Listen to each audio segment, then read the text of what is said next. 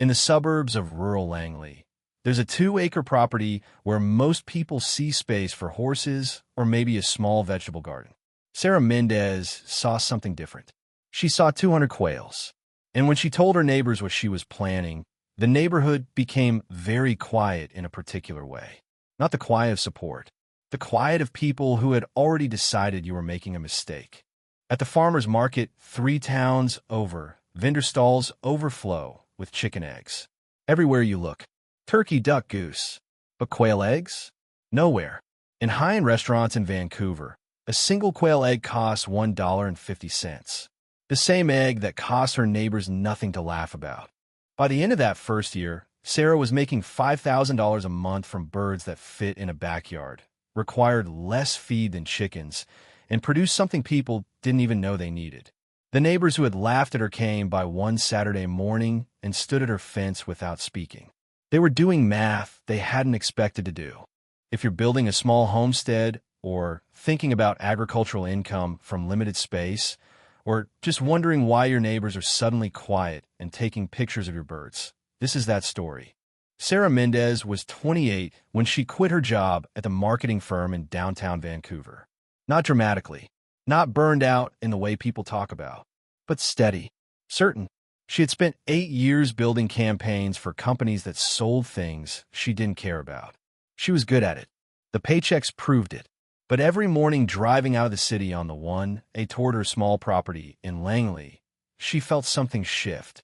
She had bought the land 3 years earlier with a modest inheritance and a plan that changed every 6 months. First, she was going to do vegetables, then herbs, then she researched lavender. Then horses seemed like a good idea. The property still looked mostly the way it did when she bought it, overgrown, potential unrealized, waiting. Her husband, Miguel, was patient. He worked construction, steady income, never questioned why she needed to figure this out. Their daughter was in grade 2. They had the privilege of being able to wait. But Sarah knew waiting was a luxury with an expiration date. One evening in November, she was in the kitchen scrolling through her phone, something she tried not to do, and an image stopped her. A tiny egg, a quail egg. Beside it, a chicken egg for scale. The listing said, high-end restaurants, gourmet markets, farm-to-table operations. Demand exceeds supply. Quail eggs retail for $1.50 each. Startup cost minimal. Scalable. She read it twice. Then 3 times. She showed it to Miguel. He looked at the screen, then at her, and did something he often did when she had an idea. He asked questions instead of making statements. How many would you need to make real money? Sarah had already done the math before she asked him. 200, she said. Takes up about 400 square feet. Less than a garage. They eat less than chickens. The startup is maybe $8,000. Miguel nodded slowly. Then why are you asking me? She smiled. He was right. She'd already decided. The next morning, she called the hatchery in Oregon. The birds arrived on a Thursday in late March. 200 Japanese Coturnix quails, day-old chicks, in a cardboard box with air holes. She set up the first cages in the backyard shed, 4-tier units she'd ordered from a supplier in California. The setup took an afternoon. By evening, the quails were settled. Sarah stood in the shed watching them. Tiny, speckled, already pecking at their starter feed. She thought, this is the moment. Before the neighbors see it. Before the questions start. Before anyone decides it's foolish. In the quiet of the shed, with the quails settling in the evening light, it felt less like foolishness and more like arrival.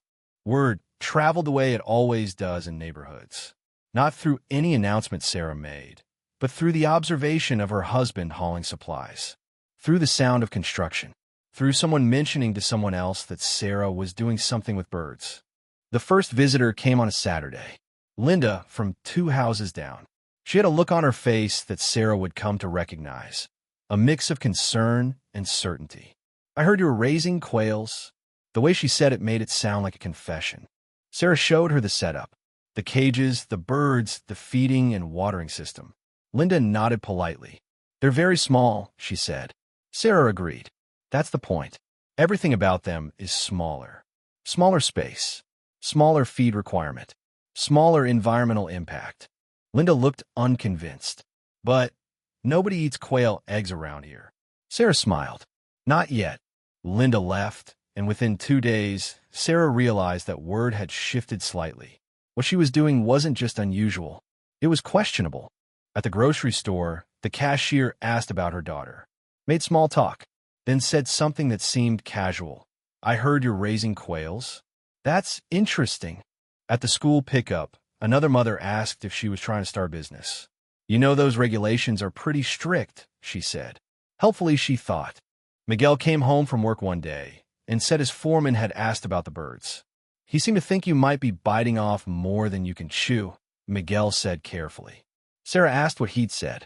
I told him that if you were biting off more than you could chew, you wouldn't have hired me to help build the second shed. He was right, of course. She was building more capacity because she'd already made calls to fancy restaurants in Vancouver, to gourmet market owners, to the chef at a hotel in Whistler who'd responded to her email in 4 hours saying, how many can you produce monthly? We're interested. The second cohort arrived in early May. Another 300 birds. The space that had seemed adequate for 200 suddenly required rethinking. She converted the garage, added temperature controls, automated feeders. The investment climbed, not catastrophically but steadily, $3,000, then $2,500 more. Miguel worked alongside her in the evenings after construction jobs. This was no longer a hobby. This was becoming a business. And businesses require infrastructure. The sound of the shed became part of the neighborhood's soundscape. Some people didn't mind. Others did. The email came on a Tuesday in June. The city planning department. Someone had filed a complaint. Residential zoning didn't permit commercial agriculture. The number of birds exceeded the threshold. Blah, blah, blah. Sarah read it 3 times, the way she'd read that first quail egg listing. She called a lawyer. The lawyer was honest. It would be complicated, expensive. She could apply for variance, but there was no guarantee. The neighborhood opposition was filed. Linda had signed the complaint. So had 3 others. Sarah sat in her car in the lawyer's parking lot and didn't cry, exactly. But she understood clearly that this was the test. That night, she and Miguel sat at the kitchen table without talking for a long time. Finally, she said, I can sell them. Shut it down. It's not worth the fight. Miguel looked at her the way he had when she'd first shown him the quail egg photo. Is that what you want to do? She said no. He said, then we're not doing that. Sarah hired the lawyer. She prepared a variance application. She documented everything. The space efficiency of quail versus chickens. The minimal environmental impact. The fact that the birds were quieter than chickens, less likely to disturb neighbors and dogs. The income she was generating from residential land. She prepared it like a campaign, because that's what it was. At the zoning board hearing, she presented for 12 minutes. Clear, documented, not defensive, but factual. She brought photos, brought testimonials from the restaurants, brought Miguel, brought the numbers. The board asked questions, took notes, said they would review. The variance was approved 6 weeks later. Conditional. She had to maintain sound levels, environmental compliance, and promised to work with the neighbors. Sarah agreed to everything. The neighbors who had filed the complaint didn't come to the approval, but they would come to her fence later, asking different questions. By August, the first batch of birds was at peak production. Each quail lays approximately 1 egg per day. 200 birds producing roughly 6,000 eggs per month. At $1.50 wholesale to restaurants, that's $9,000 a month. At $2 to high-end markets, $12,000. At retail direct sales, even higher. Sarah had underestimated the demand. The chef at the Whistler Hotel wanted 500 eggs per week. The gourmet market owner wanted more. Restaurants in Seattle started calling after the Vancouver places started selling them. Sarah went from not knowing if this would work to having a waiting list. She hired a fulfillment person, Marcus, a neighbor's nephew. Then she hired another part-timer. The setup that had been backyard project became local agricultural operation. The business license was official. The income was real. And the neighborhood quiet shifted the way neighborhood quiet shifts when people realize they were wrong. Linda came to the fence on a Saturday in September. She didn't apologize exactly, but she asked questions in a different tone. People are saying you're making good money with these. Sarah could have been cool about it. Instead, she was kind. Would you like to see the operation?